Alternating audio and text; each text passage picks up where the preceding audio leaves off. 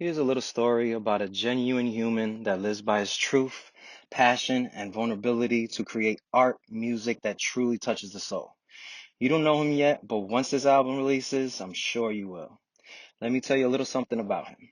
He is a Taino indigenous to the roots Puerto Riqueño by ways of New York mixed in with a little bit of Florida that stands by his words, morals, and a code of leading with love, understanding, and respect.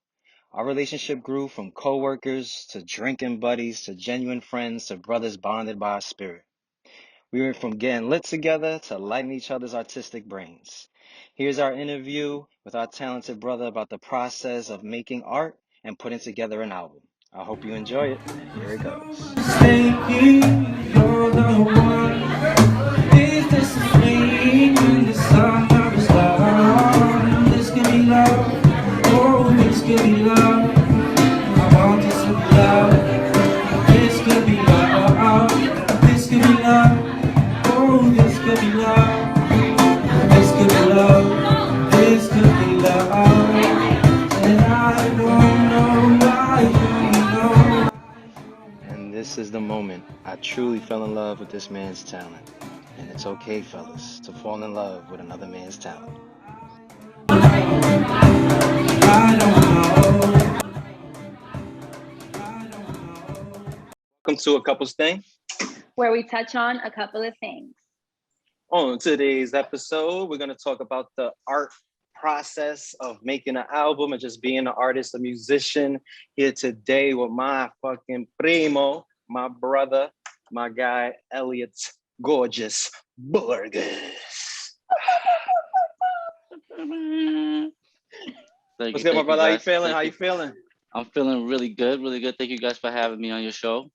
I'm going to be reading them because they're so very specific. So creativity springs from vast types of emotions and experiences. Can you remember and share with us one of the first times you felt your soul connect with your art? Good ass question, baby. Damn. A lot of my music is reactionary to my life experiences. So always kind of pushing to be original or whatever that was in my mind frame when I was younger, when I started writing.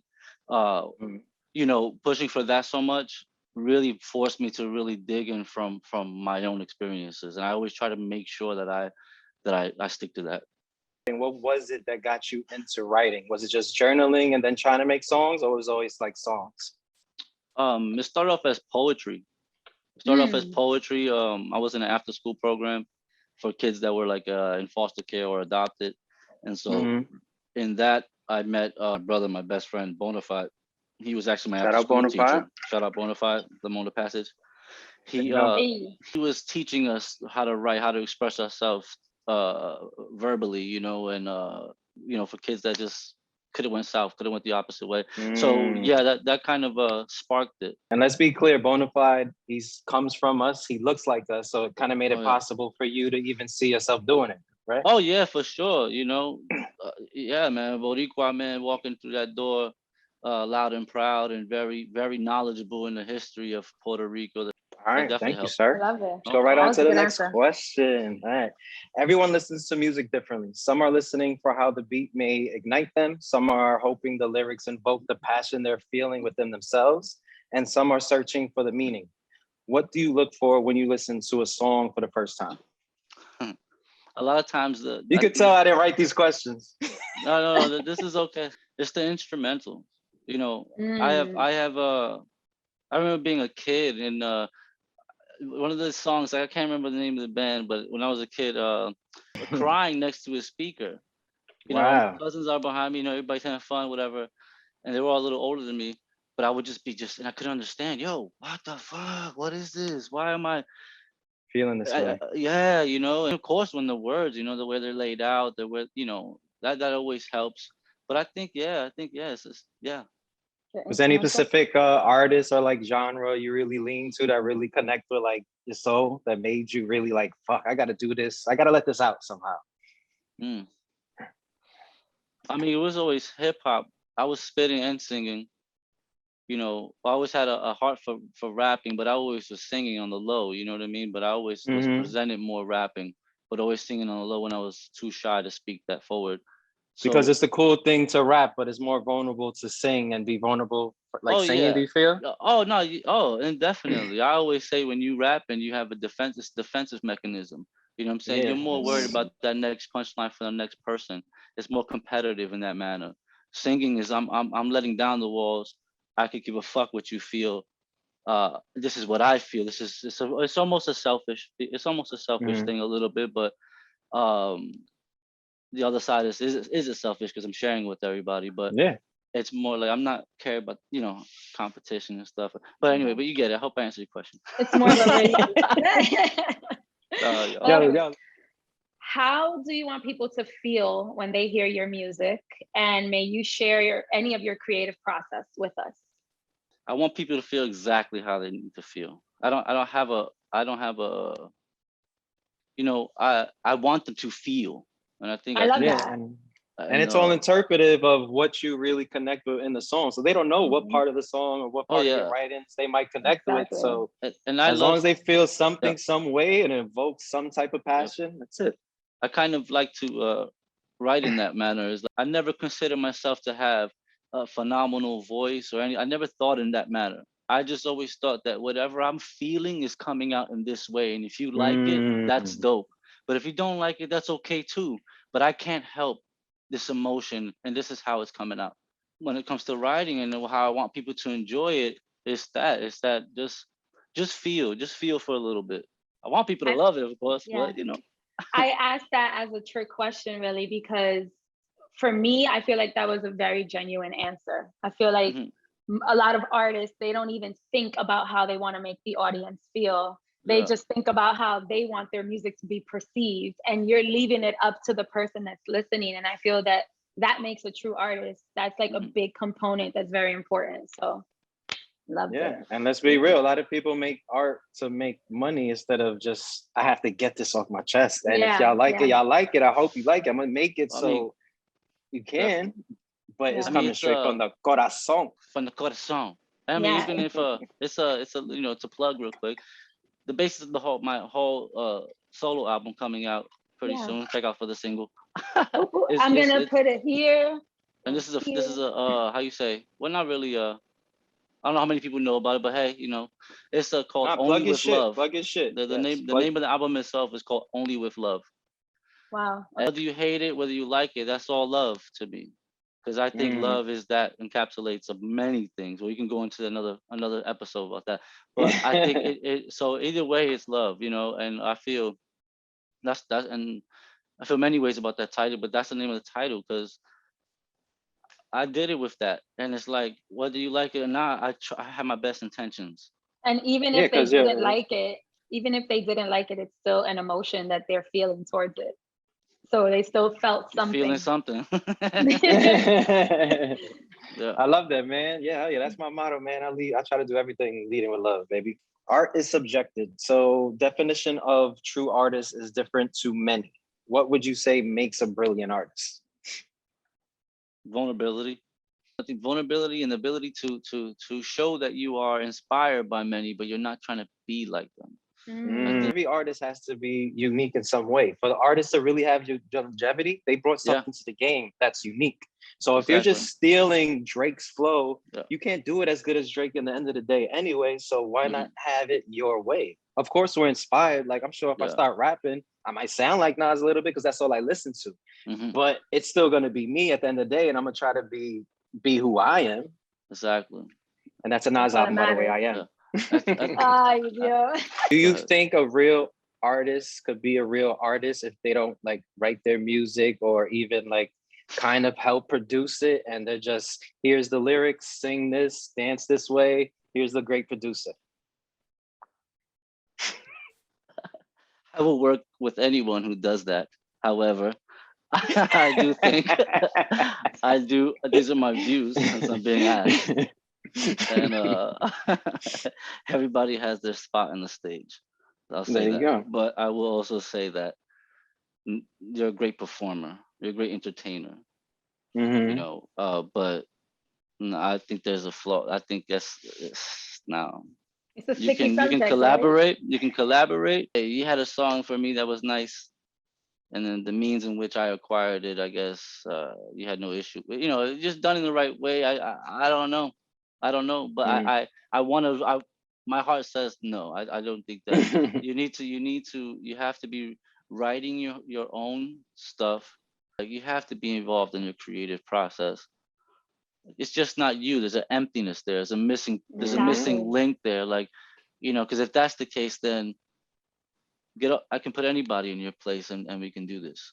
Exactly. So I feel that's no. I think it's very important to be involved in the creative process and be writing your own stuff. I mean, we don't respect rappers that don't write their own shit. They don't go in the top 5. So why are we gonna do it for singers? That's how I feel about it. Yeah. And also with rappers who recite other rappers' stuff, whether dead or still here, in a certain way for the affirmation. I mean, and they don't even acknowledge the rapper that they steal it from. That's the problem. Or they don't. They act like they don't know where they got it from. I'm sorry. I want to hear about your Dave thing. Go ahead. Let them know about the Dave. Oh yeah, let's go. It's like he goes to like Rip Rubin's house, and like he's just trying to. He got writer's block, so he's trying to tap in, and he just puts him in like a tub where you gotta like meditate, and you're just lost in your thoughts and shit like that. The sensory deprivation tank. Yeah. And then there's just something that once he gets out of his thoughts, like he just goes in and just becomes super creative. Do you use your thoughts when your mind is racing? Does it help you write better music, or do you have to be in like the still great calm place in your head? It depends. It really depends. Sometimes it's just chaotic. Sometimes it's just it's loving. Sometimes it's just it's lonely. That writing process, that holding on to that creative. If I had to personify it and give it a body, whatever, and anytime it wants to come out, anytime it just wants to come out, I sometimes it takes a while, you know, but then when it happens, and I'm just, it's like you can't stop, right? It's just I want to take care of it, I want to nurture it, I want to keep going, you know, and it's a little mixture. Is it therapeutic? It can be, and then even times like now, I would say I'm in a portion where my writing where I feel like I haven't done it in a therapeutic manner. Or very well, it still might be therapeutic, you know, because the process is happening the same. You know, I just think I have been going into it mentally with therapy in mind. It's just kind of been happening. So, but once it's off your chest and it's on paper, then it's not in you no more. You know, you dealt with it. It's on. It's there. Yeah. It's a release. Yes. Who do you think you would be without your art? I think I barely scratched the surface of expressing myself to everyone, or to myself, you know. So I don't know who that person is yet. You know, I'm still discovering it, and I think even that is I don't know. That's a good one. It's a because you're discovering yourself. You're discovering yourself as you're discovering your art. That was a beautiful answer, though. I feel like it's a vulnerable answer. I'm still discovering myself in different facets. I feel secure in others. Music and expressing myself musically and artistically has broken certain barriers within myself and certain thought processes within myself. Certain it has taken me to different places. So my art in itself, I think you know, I would have never took certain leaps that I did. I wouldn't have taken certain steps, you know, and I think that definitely I would have been dissatisfied a little bit more. I'm not satisfied with myself artistically, but I would have felt that what if. Yeah. Art has taken me past that what if in certain aspects of my life, and I'm glad. You should never be satisfied with your art, because you should never be satisfied with yourself. You should always be trying to better yourself, trying to learn new things. And with the art, you're gonna do the same exact thing. So try to better yourself, try to learn things. And while you're tapping into your own thought process, you're unlocking shit that you might even know you had. And then you write that shit down on paper, and then that's your Tina Turner album at 50. You know what I'm saying? For anyway. But not only That's my that, thoughts on it. I'm thinking of That's my how 2 many. cents. I'm thinking of how this could inspire people, because I feel like in the world that we live in today with society, people feel as though you have to have the answers to everything. And like, for example, if I were to ask somebody else this question, they would be like, oh, I'm such a great artist and I feel like I've done this and this. And it's like, I know exactly who I am. And like, the reality of it is we don't. We're still learning and growing through experiences and trials and tribulations. And I respect that fucking honesty so much. And like, I feel that is what makes an artist, in my opinion. So I'm fucking inspired right now, bro. Christ. Come on. Well, I'm glad. I don't know what to say. I'm glad. No, for real. There's something that's in me that I just have to release and I have to write down. I got to figure it out. And I'm gonna figure it out. But it's just, you know how much I love music. You know, you guys know this. And it's just like the energy. Ever since I seen that fucking Verses that was followed with a Nas album, and it's just like, oh, I gotta create. And that's what art is supposed to do. It's supposed to inspire you. It's supposed to make you want to cry. Like I just told my wife today, like I can't listen to no young shit because I can only listen to things that's talking about shit that I'm dealing with and like bettering yourself and shit like that. That's why I can listen to Nas and Styles P, because Styles is a vegan and they're both holistic and Nas is an activist. Like it's shit that I can relate to. I can't put any of this bullshit in my ears anymore. Fucking up my vibrations.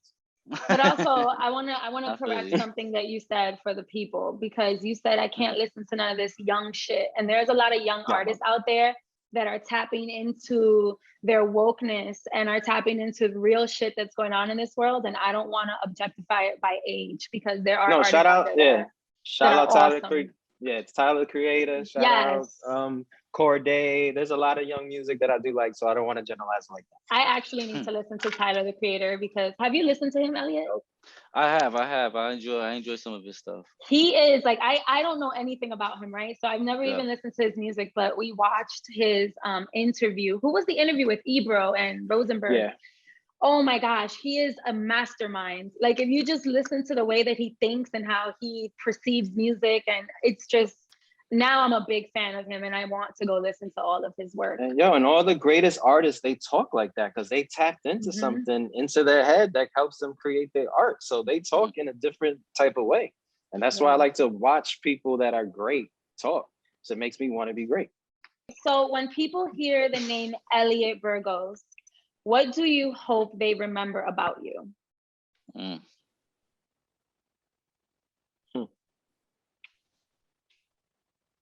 Damn, baby, you got the deep questions. That's all I know. I tried. I tried my hardest. I tried as best as I could. I did as best as I could what I was dealt with. That's so raw. That's knowing. That's knowing right there. That's awesome. It's vulnerable. What about as an artist? What would you like your legacy? What would you like your legacy to be? Oh man, oh fuck. Motherfucker was dope. I want people to feel my music and all that. But yeah, of course. Oh my God, I want one of the bad motherfuckers in music. Just, I think of artists that I love that were bad motherfuckers, but just nobody really, they wouldn't go into the Rock and Roll Hall of Fame or nothing like that, or even certain accolades, but you just know, like, oof. Yeah, like the people like a Lauryn Hill that just don't want to do that whole music industry, but she's a bad motherfucker type situation. Yo, you spitting on this album, son? What's up? I know you singing this. You spitting on this album? Give us some insight to your new project. Oh my God, how much time we have left? The album in itself is it's been some work. A lot of the production itself, I've had to scout out different producers and work with, not with them personally, but see their catalog and decide what I want to purchase from them, what have you. So that in itself there's so much sounds in my head that I am satisfied with what I have been creating and everything. I think that album is gonna be fire. The tracks so far that I have ready to go, I think they'll be really dope. It's it's gonna be fire. I think I'm really excited about that album. I've been waiting to put it out for a long time. And some of us people know, being in a band with the Mona Passage, this is a different turn but not different from me because I've always would have made this music. It's just that the Motor Passes is a different sound in itself. Yeah.